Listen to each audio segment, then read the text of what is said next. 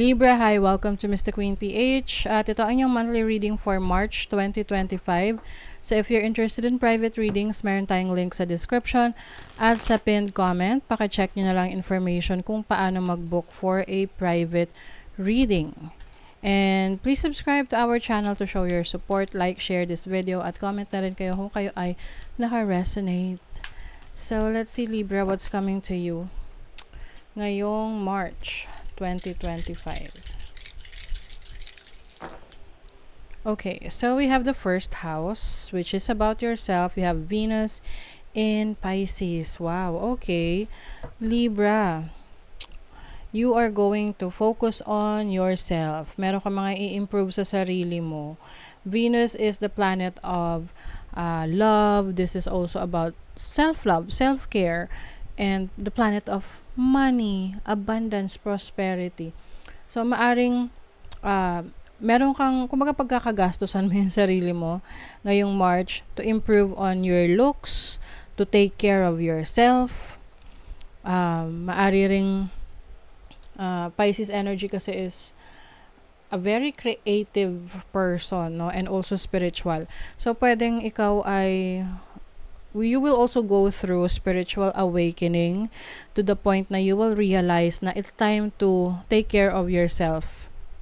Kasi maaring you've been taking care of other people, no? Mas iba yung napaprioritize mo at nakakalimutan mo ng alagaan yung sarili mo. So this time, you owe it to yourself. Okay? You have Ihwas Ihwas. This is about rebirth. It's a brand new you. So, maaring merong kang gagawing transformation sa sarili mo. So, this is a physical transformation because it's the first house. Pwede rin tong you will explore your creativity. You will do a lot of things para sa sarili mo. And it's not selfish, it's self-love. Okay? Huwag ka mag-guilty dahil deserve mo yan. Deserve mo yung maalagaan yung sarili mo. Lalo na kung sanay ka na ikaw yung laging nag-aalaga sa iba. 'Di ba? Pero sila parang walang pakialam sa'yo. Aray, 'di ba? Sakit nun. But I feel like you are letting go of your limiting beliefs. You are letting go of the toxic people or situation sa buhay mo na no longer serving you. Okay? You are also in the flow. You have Lagos. Lagos is about your emotions, your intuition. So talagang parang ngayon, sarili nyo talaga muna. Kasi if you are in good condition, 'di ba? Marami kang maa-accomplish. Marami kang matutulungan. Marami kang maaalagaan. You also have Gable, which is about blessings, generosity, and opportunities. So, alam mo, the more na inaalagaan mo yung sarili mo, the more na marami kang maa-attract na opportunities na in alignment of your energy. So, ipagpatuloy mo yung pag-aalaga sa iyong sarili. Kumbaga, you're going to invest on yourself. Maraming ways para mag-invest tayo sa sarili natin. This can be improving our physical looks, or yung ating kaalaman, no? Learning new things. Juno, partnership. So, some of you maaring may business partnership or bagong relationship. O, diba? The more na alagaan mo yung sarili mo, the more na ma-attract mo yung romantic person na in alignment of your energy, eh.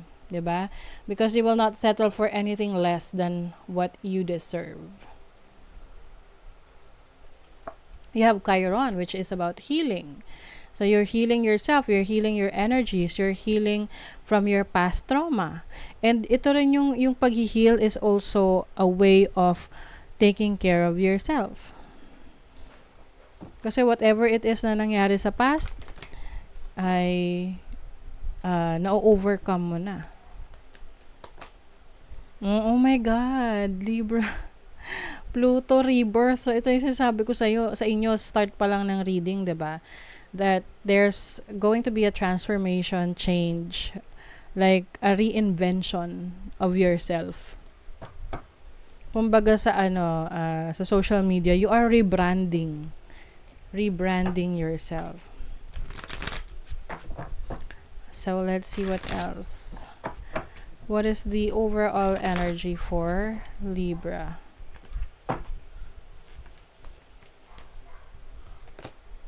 The Oracle of Cups. Oh, this is compassion. This is the energy ng Pisces na very uh, in love sa kanyang career, sa kanyang trabaho, sa kanyang sarili. And also, kapag kasi mahal mo yung sarili mo, mas madali para sa'yo na magmahal din ng iba. At mahalin ng iba. Kasi mahal mo yung sarili mo eh. Oo. This is compassion, love for others. So, parang punong-puno ka ng love. Kasi yung love na yan, manggagaling yan mismo sa'yo. Hindi mo na siya hahanapin sa iba kasi meron ka niyan. Your challenge is the Strength card. So, ito yung time na lalo mong palalakasin ang iyong loob. May mga times na parang feeling mo, hindi mo na kaya yung sitwasyon na yan or yung pagbabago na pinagdadaanan mo.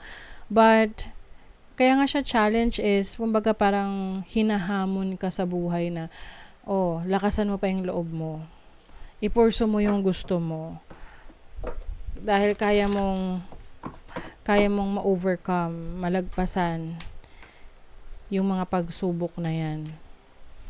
Kaya nga nagtatransform yung sarili mo eh, 'di ba? And then your opportunity is, oh my God. Oh my God, Libra, the Death card. Huwag kayong matakot sa Death card kasi it's just a representation of a rebirth. A rebirth, 'di ba? Death card, rebirth. Kasi Death card is endings and new beginnings. So it's parang meron kang opportunity ngayon na baguhin yung buhay mo. So, take that opportunity. Hayaan mo yung sarili mo na mag-transform into a better version of yourself. And then your focus is the sun. Wow! Ang ganda ng reading niyo, Libra.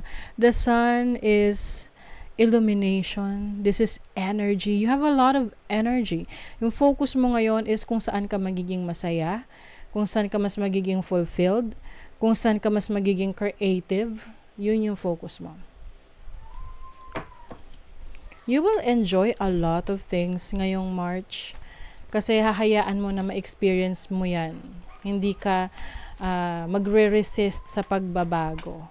And then your blessing is the Two of Wands. As a blessing, this is taking action one step at a time.